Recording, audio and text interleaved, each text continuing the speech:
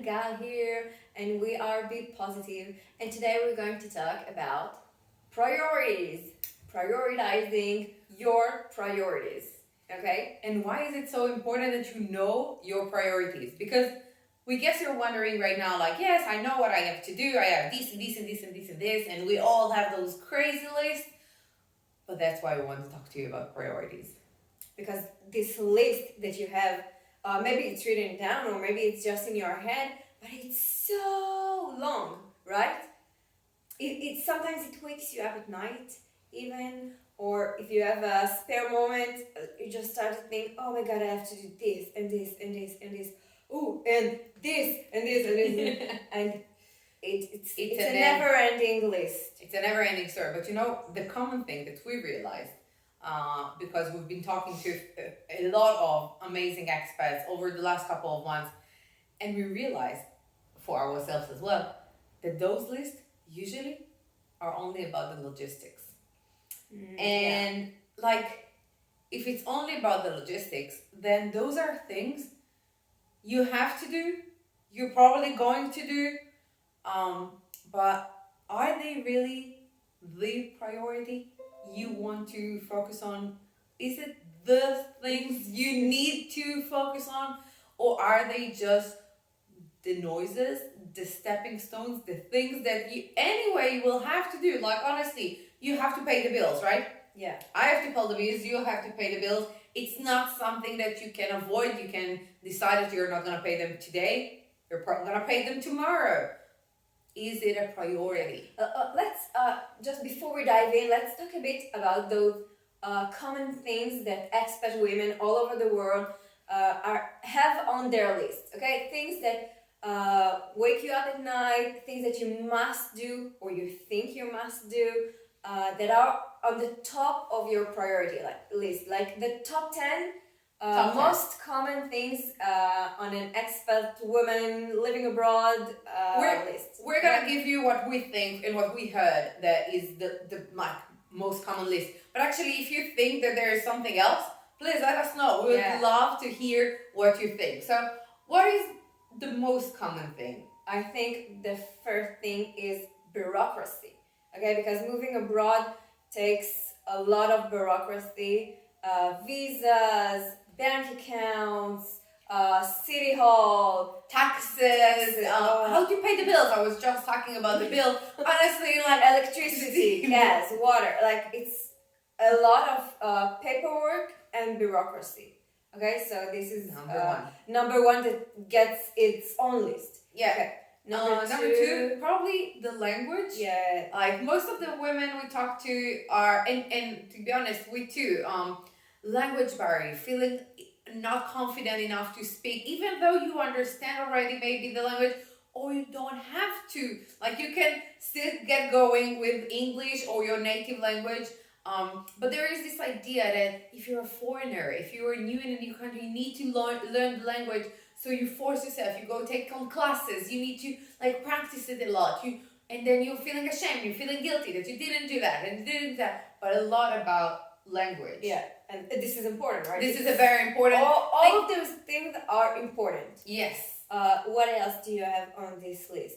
I think if you have kids, then schools, language for their kids, friends for kids, mom circles, all those kids related. So and I will give it from the single side. I don't have kids, but dating is part of it. Social friends and social life, and building a network and of people that you want to have around you, because otherwise you might feel very lonely, and so it's very important to also, so this is another thing that maybe it's connected to another thing, like relationships in general, friends from home. How do you keep in touch with them?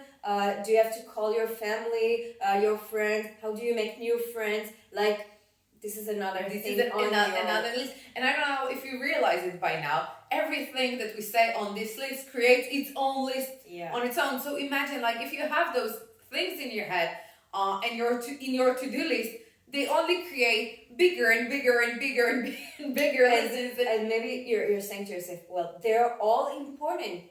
And they are. Yeah. We're not saying that. The thing is, you can't deal with everything because it's all important, but you can't deal with everything at once. This is why you need to prioritize. But let's go back. So what else is on this list? So we said bureaucracy, we said language, we said kids, we said relationship and friends and social life. What about like apartments? This living. is bureaucracy. Yeah. Some of it. But what about like culture shock? We talked about it in one of our coffee talkie recently, and feel free to join us in our coffee talkie. This is an amazing platform for you girls. It's only entirely for you and for us, maybe because we enjoy it.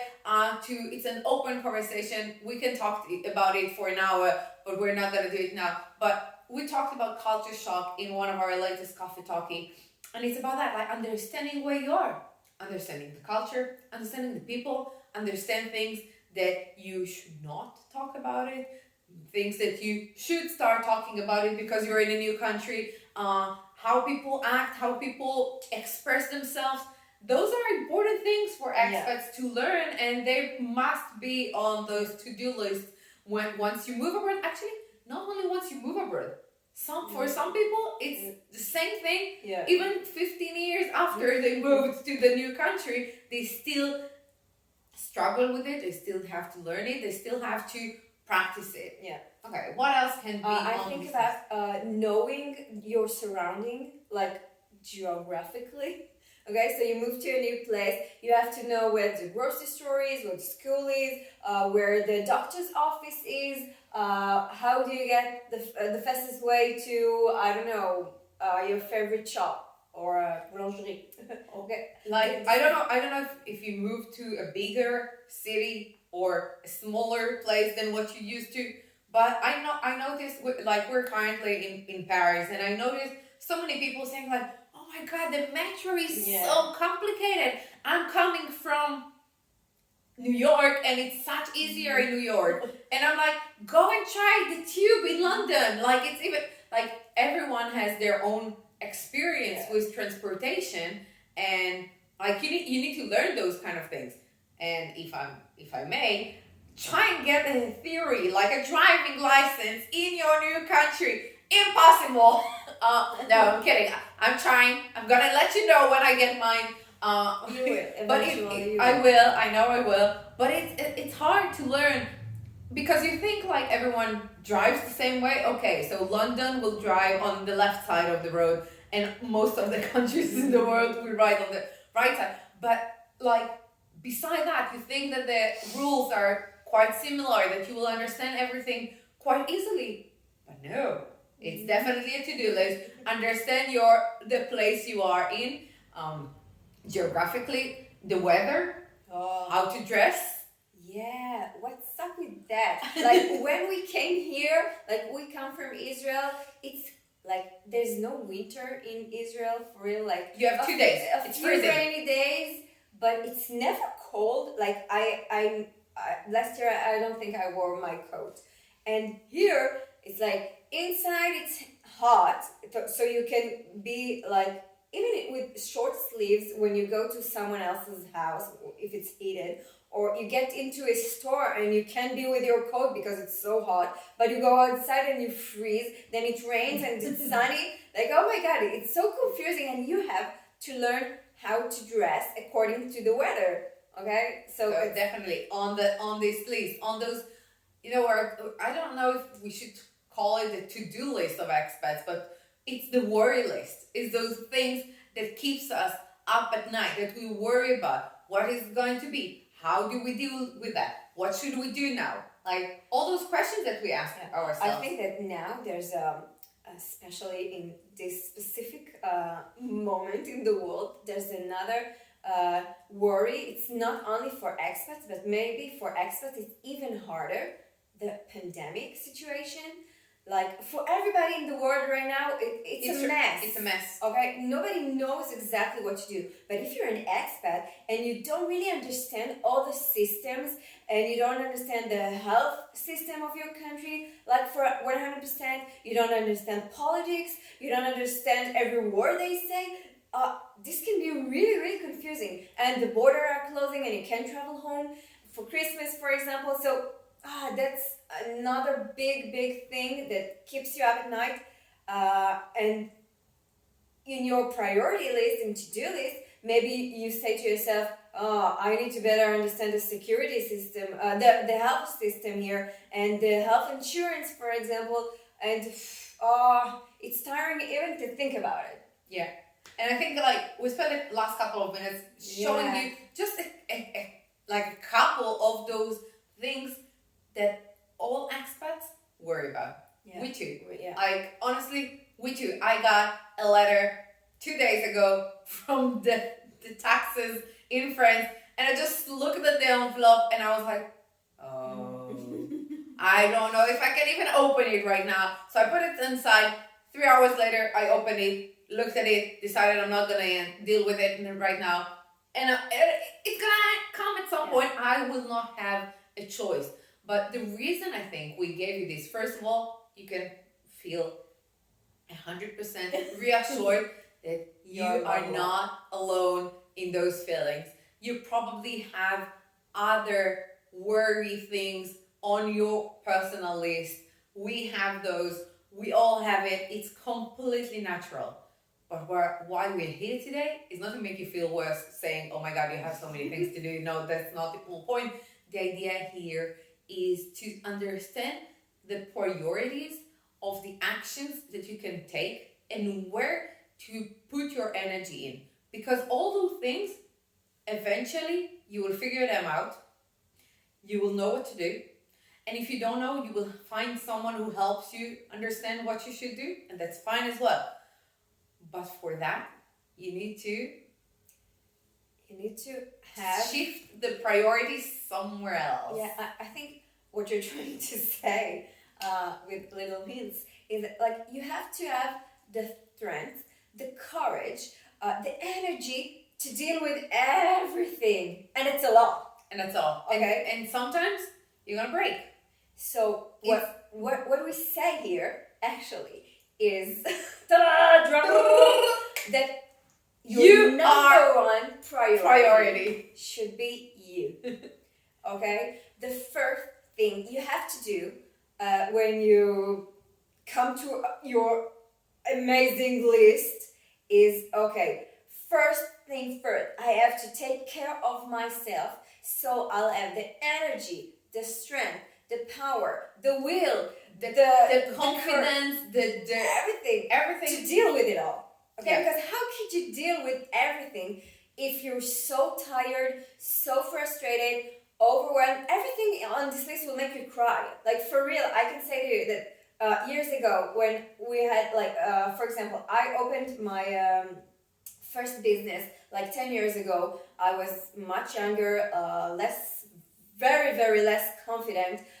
Couldn't even call someone on the phone. I began to change color, choke. I couldn't talk.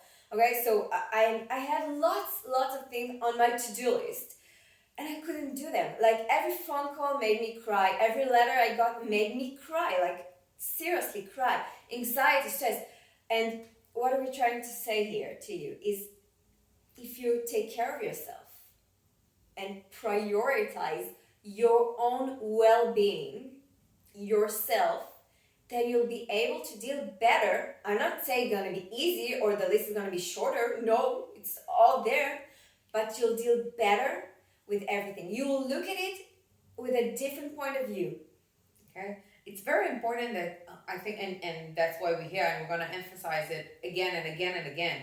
But this list, those challenges, those tasks that you need to do, it's there.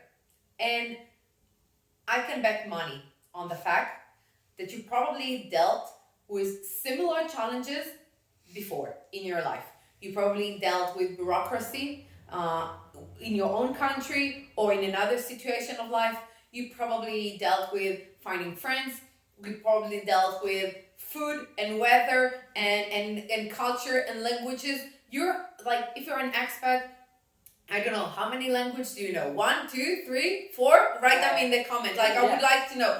We each speak 3 languages. So I can bet money that if we decide to move to another country that we don't speak the language is gonna be on our list.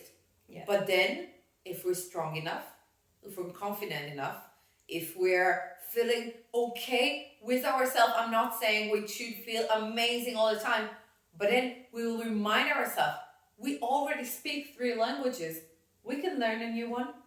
It's not about feeling amazing. It's about feeling confident that you can do those things. Yeah. It's about knowing that it's there inside of you. Okay? You have those. You have them right now. Even if you're feeling right now so frustrated and so overwhelmed, and you want to cry because we listed all those things. It's okay. You still have it inside of you, and that's the thing. Okay, we all have them. It's just you have to uncover it. And you know, I think one of the amazing thing, and it's a strength. Being an expat lady doesn't matter if you moved because of your partner, because of your job, because you decided, because you had to. It doesn't matter. Doesn't matter. The fact, the moment that you moved to a new country, you got a superpower. It's a superpower because you know how to adapt yourself to new situations. And let's face it, like we talked about pandemic before. What happened during the pandemic is that the world changed for everyone almost in the same time. And you know who managed to deal with the pandemic a little bit better than everyone else? Those who know how to adapt themselves to new situations. Those who hold on to their seats and was like, I'm not moving, I'm not changing, I'm not trying anything else. They suffered much more. And they still do. Because they're still waiting for things to come back to how it was like 2 years ago, and it's not coming back. It's not. Like, no, it's not. You have to adapt to your new current situation. And this is what expats do. They move. The time.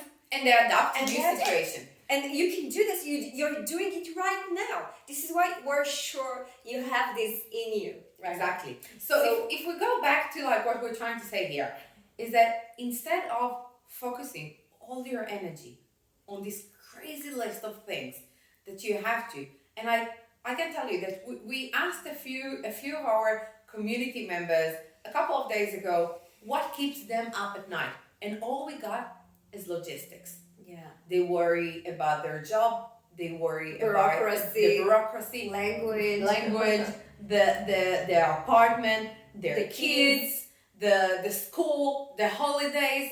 Like all of those are logistics,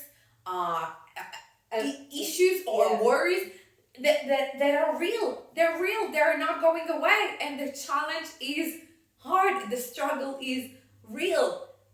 But if something on the outside, like the behind the scene part, okay? Imagine a behind the scene movie. I'm showing you here a movie of the life of a person. All the things are happening, but the behind the scene is what we are on the inside of ourselves. If we feel stronger, if we feel better, if we feel less vulnerable, if we feel more confidence, if we feel, and I'm not talking about crazy gap, I'm talking about a little bit better, then all those logistics that we have to deal with are gonna look a little bit easier to do. Yeah. I have a suggestion for you, like a small exercise you can do today, like finish watching this video and just right after that. Try and list all the things you did today. Like wait till the end of the day if it's just morning right now, but wait till the end of the day and list all the things you did today, okay? And then look at your list. Where are the things that you're doing for yourself? Like what did you do on this crazy list? Because try and really mention everything, okay? Like I cleaned the house, I changed the sheet, I did laundry, I made food, I went to school. I don't know, list whatever it's in your list, in your day. Imagine in your head like a crazy timetable of 5 minutes per day, because we're moving very, very quick today, and we're busy women. We move very, very quick. So in addition to those like stuff that you do physically, add in your shower. Like when was it in your day? Drink a glass of water. When you had coffee, when you had water, when you had tea, when you stopped, when you did nothing. Breathe. Okay. When you went to bed, when you woke up, and everything, and definitely your work, your phone calls. Who did you talk to today? Maybe you just talked to work, or friends for the kids, or school for the kids, or bureaucracy, or did you talk to someone you wanted to talk to? Like really not needed to, wanted to. Okay? So after you do this long list, just observe it and see where are those things that you do for yourself, where you are the most important thing in your own life. This list. And if you see that, like, the worst thing that could happen is that you have nothing in this list that's for you. But this is not true, because you go to the bathroom for you, you drink water for you, you go to sleep for you. So there are things that are for you. But if you notice that the percentage of things you do for yourself is really, really small, then this has to draw your attention to this thing of prioritize. Okay? And it's important to say, and I think lots of people confuse it. Being your top priority doesn't make you selfish in any way. No. It doesn't make you narcissist. It doesn't make you selfish. It makes you responsible for your well-being. And I think it's an important thing to mention. Yeah. You are responsible for your well-being, because let's face it, nobody will do it for you. Nobody will prioritize your life, your well-being, as well as you will. Okay? You have to take care of yourself. And that's amazing, because then you don't depend on anyone else. Like, it's all you, and you do it however you want. And it doesn't make you like go out of society. Like, we all live in a society. We have friends, we have a community, we have family, yeah. we have a lot of things. So it's the exact opposite. When you feel better about yourself, when we love to give this metaphor, like, imagine a tank of water, okay? If this is my tank of water. If it's full, I can actually give some water to someone else. I can pour you a glass of water, yeah. and fill in your tank of water. But if my tank of water is empty, and I keep on trying to pour on everyone's glasses, I can't. I simply can't. I don't have any water left. And the only one that can fill in this tank of water is either yourself, or someone that gives you a little bit of water every time. But actually, you need to ask for it. So if you want someone else to give, you need to ask. If you need help, call someone. Yeah. So what we're saying here is that it doesn't make you selfish. It actually, once your water intake, what's your tank of water or energy in your body or battery or whatever you want to call it, and give it the metaphor, you need to recharge, and then you're actually a better friend, a better family member, a better partner, a better employee, a better expat, a better everything, because you're feeling better and you deal better with everything that you do. And again, it doesn't make the challenges easy, smaller or quicker to do. Yeah, they don't change. They don't change. They stay the same. But it's who you are coming to them. You have something from your list. Let's take learning a new language, for example. If it's your list forever since you've been abroad, you say to yourself, I need to speak better French. How will I do this?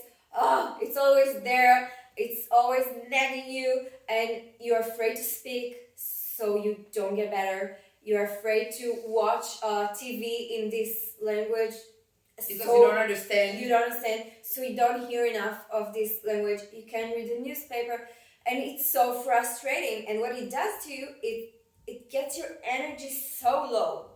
Okay, and then it takes like 3 hours to get you convinced to go and sit down and take a lesson, for example. But instead, you could like say to them, okay, I'm full of energy, I'm confident, so now I'm gonna listen to a podcast, for example, in a language that I don't fully understand. Like, I'll get maybe 40% of what they say, but I'll get a few new words. But I get 40%. Yeah. It's much more than what I would get if I would not listen to it. And then I'll go and talk to the grocery store, to someone. I'll ask for help, like, where is the milk? Because I can't find the milk. I don't know what.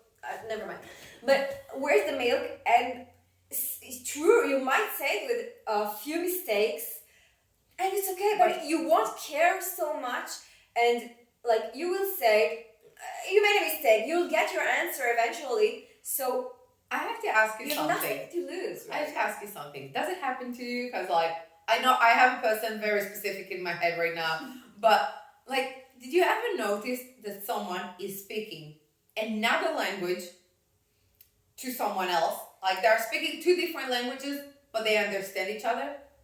Like This is my husband you're talking about, right? Yeah. Yeah. Like he he will come completely confident to the waiter in a restaurant, and he will talk Hebrew to a French waiter, but he will say the words in such a confidence that the waiter actually will go and bring him what he wants. And every time I'm like in admiration, complete admiration, being like, how did that happen? And he speaks Hebrew and bad French, like super bad French. But he will. But he tries. He tries, or you know, sometimes you see it, like to make a less like crazy funny story. But sometimes you see it very very practical in kids. Yeah. Like when you bring kids together, they don't speak the same language at all. They find a way to communicate. Yeah. They find a way. So what we're trying to say here is that if you come with a confidence to do something, then actually if you don't know the words, you will still be able to communicate what you want to communicate. And if you will not really understand, if the person in front of you doesn't fully understand you, they will ask. They will help you make sure that you get but you need to come with the willingness. If you're coming here and you're like, oh my God, all the X persons are stupid, they don't know English, why they are not speaking this, why they are not understanding me, they are not making the efforts. But are you?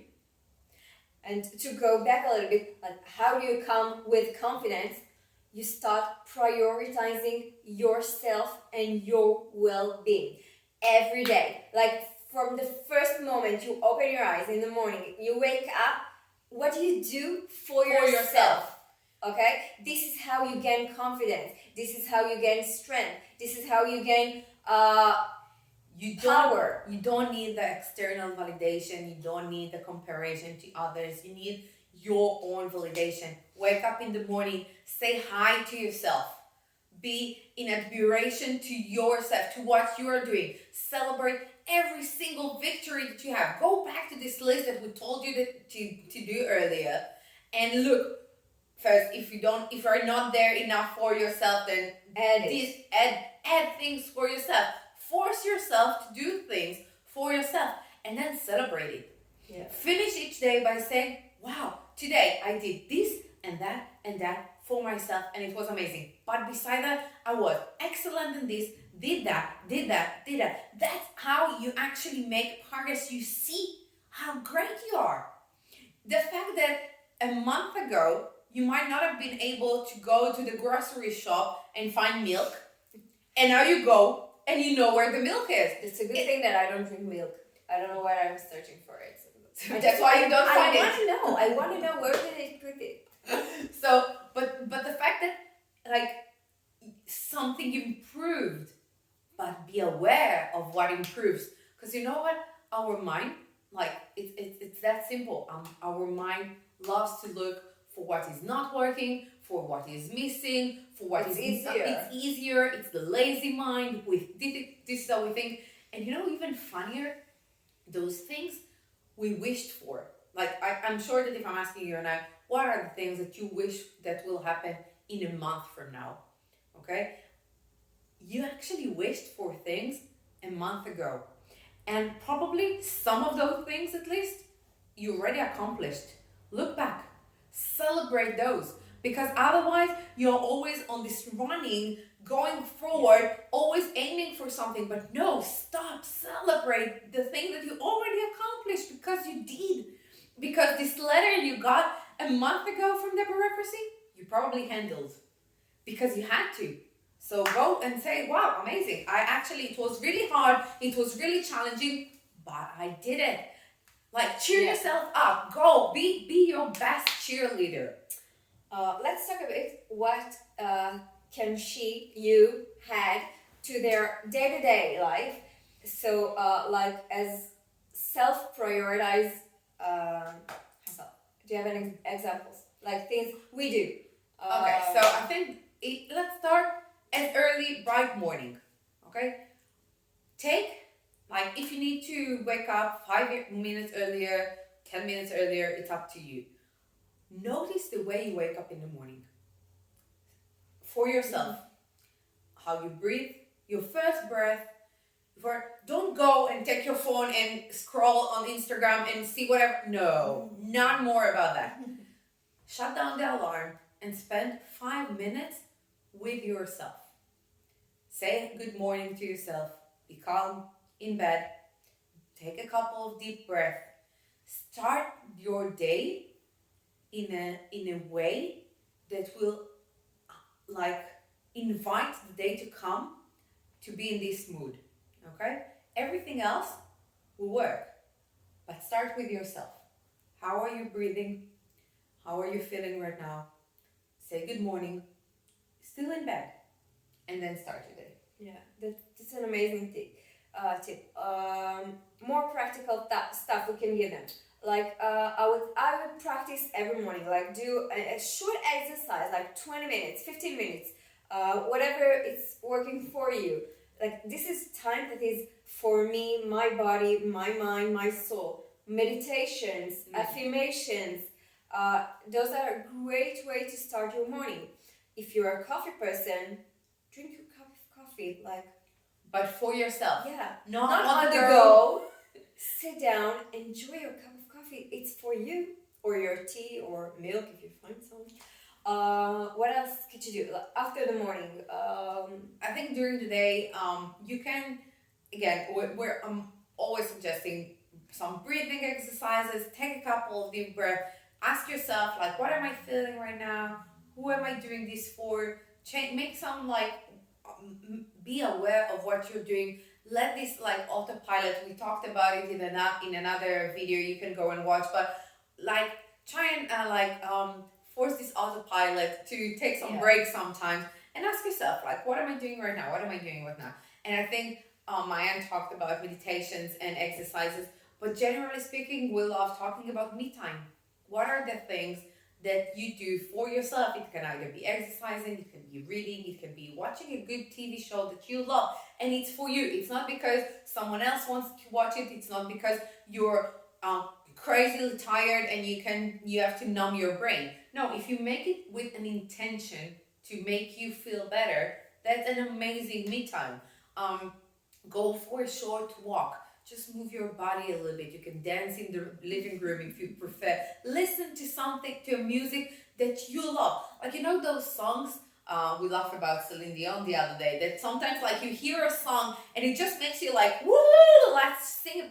But this feeling, because you don't have it with every single song that you hear. But once in a while, like, there is a song on your Spotify list that makes you like, woo, let's go, and you sing it out loud. That's an excellent me time because it makes you feel good in this moment. It makes you, like, do something for yourself. I have a great example with music. Right now, at the end of the year, Spotify sent us like a report of our year in music. And I looked at it and I said, "What? Are you crazy? This is not me." And then I started looking and I noticed that my kids listen on my Spotify profile. So a lot of the time I spend listening to music, it's not music that I love. Like it's kids music and pop music and I really don't like it, but this is what I listen. So and I opened the morning, I want to cheer them up, so I opened the morning with songs that they like.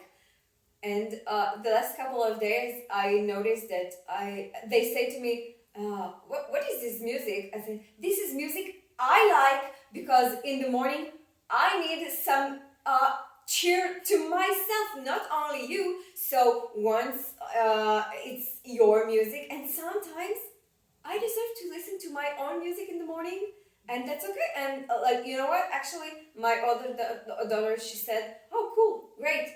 Like she was so supportive, and it's that simple. It's that simple. And once you actually start to knowing what you like, so then you will realize that if a friend that you met recently, or someone that you want to meet new people here in the new country that you're in, wants to invite you to do something, you can say, actually, what do you say about going to this thing? What do you say about trying out these? Because those are things that you like. And you might find out that they like it too. But if you always go with the flow because everyone wants to go to the same place or do the same thing and you actually don't like it, doesn't make you feel good. Yeah. So true, you're gonna meet people, you're gonna meet friends, but it doesn't accomplish this need, this basic need of taking care of our own well-being. And it's super important, especially because of the pandemic over the last 2 years.